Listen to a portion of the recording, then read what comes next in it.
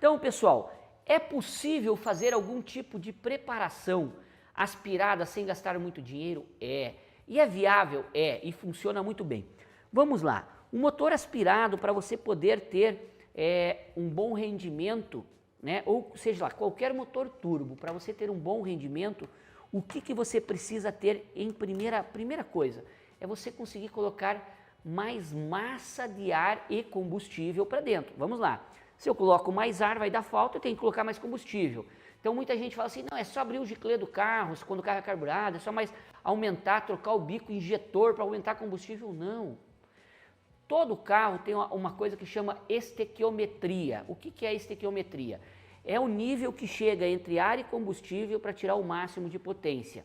Existe a estequiometria para economia, para uso médio e para potência. Então a estequiometria ela é aberta, então você trabalha na parte de cima, por exemplo, para ser extremamente econômico. No meio é o que vem os carros de fábrica e aqui embaixo, por exemplo, a estequiometria, né, estou fazendo um sinal aqui para vocês entenderem, é aonde viria a máxima potência desse motor.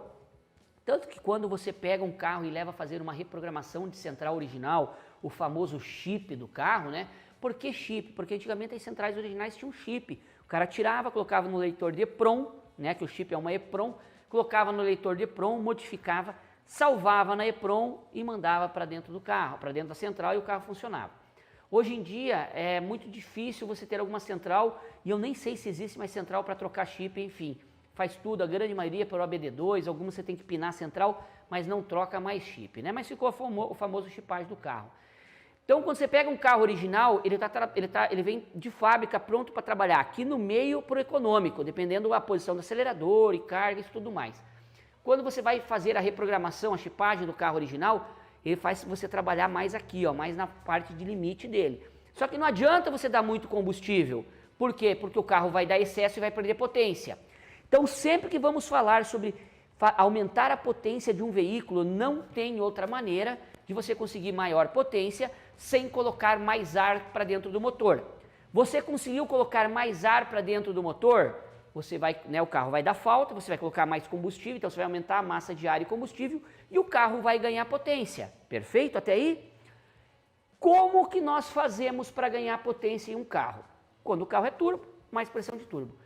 Quando o carro é aspirado é um pouquinho mais complicado, mas existe sim maneiras, e é o que nós vamos falar agora, quais são as maneiras mais fáceis de você conseguir aumentar a potência de um carro aspirado.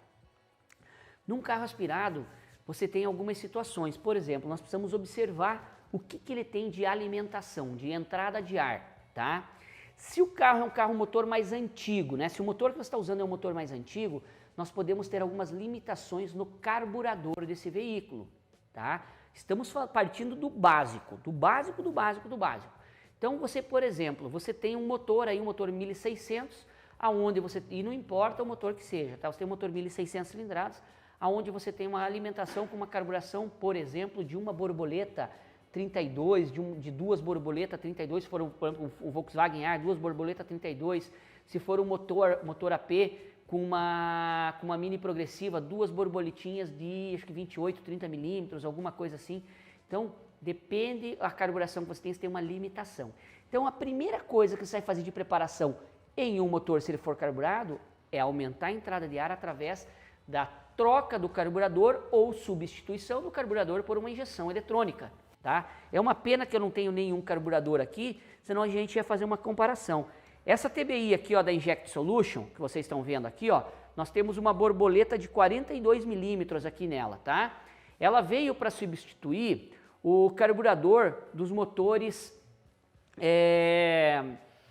da linha Ford, do Jeep Willys, né? Os motor BF ali, dos Willys, os 4 e 6 cilindros, que são o carburador DFVzinho, tá? Que é 40 milímetros. Só que quando você pega um carburador 40 milímetros que você acelera aqui, dentro dele tem um conjunto, você tem que ter o difusor, né? Que ele vai estreitar para o Venturi estar no meio conseguir arrastar combustível, né? Por quê? Porque aí entra as leis dos fluidos, né? Todo gás, todo líquido no seu estreitamento aumenta a velocidade. Lembra quando está na ponta da mangueira de jardim lá, sem que ela está aberta?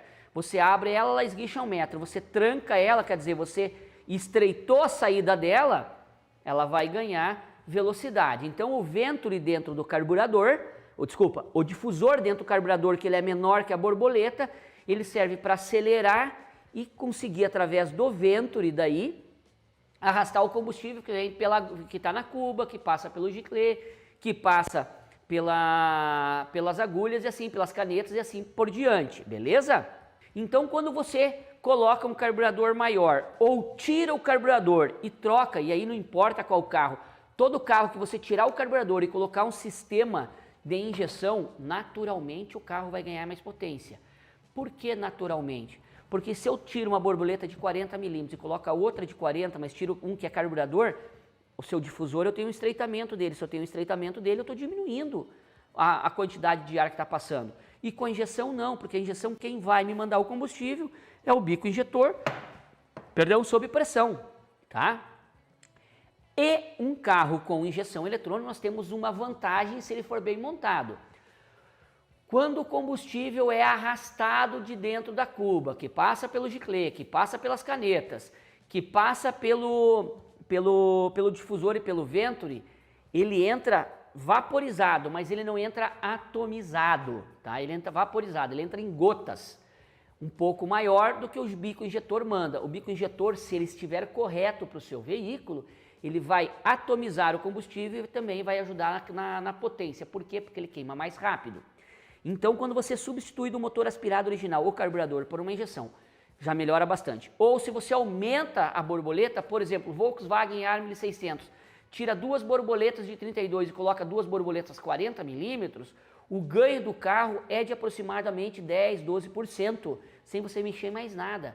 Quando você pega um motor Volkswagen, um AP 1600, tá? 100 cavalos, e 98 cavalos, 95 cavalos, e você tira o carburador, o mini progressivo, ou uma 2E, dependendo, ou uma TLDZ, alguns vieram com TLDZ, tá? E coloca uma Weber 40, chega a ganhar 15% de potência, sem você mexer em mais nada. Por quê? Porque você tirou uma restrição de entrada de ar que você tinha na boca dele ali, tá? Eduardo, e se eu for para o carro para pegar um APMI 1.6, o MI 1.6, ele já é injetado, por que se eu aumento a borboleta eu não tenho a mesma eficácia? Porque o motor, a borboleta, ela já é uma borboleta maior, se eu não me engano, 45 milímetros, tá? Do 1.6, e ela não tem restrição nenhuma, então ela já está próximo do que seria a potência máxima que o motor aceita. Agora, você pega esse mesmo motor, tira o cabeçote, não mexe nada na parte de baixo, lógico, vai trocar a correia dentada, pode, dependendo do quilometragem do carro, pode tirar o cárter no lugar e dar uma olhada nas bronzinas, só para uma conferência. Mas você tira o cabeçote desse carro, faz esse Stage 1 aqui, ó, e aqui você pode, eu estou falando do AP, tá? Mas aí a gente pode falar de qualquer tipo de motor, 1.6, 1.8, 2.0. Você vai fazer um retrabalho de um Stage 1. E relembrando, o que é Stage 1 de retrabalho? Você só vai fazer o polimento dos dutos, aparar as arestas, deixar lisinho, tirar aquelas vincas que tem da emenda da fundição dele aqui, tá? Deixar bem lisinho.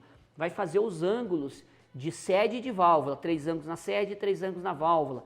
Quebrar a cabeça da válvula de escape em cima, né? Quebrar a quina dela, para na hora do fluido dos gases de escapamento, na hora que abrir a válvula de escape, ele fazer o escoamento total, a limpeza da câmara de combustão. Então, Stage 1, faz o polimentozinho, faz o ângulo aqui, uma carguinha de mola, você não precisa trocar a mola, tá?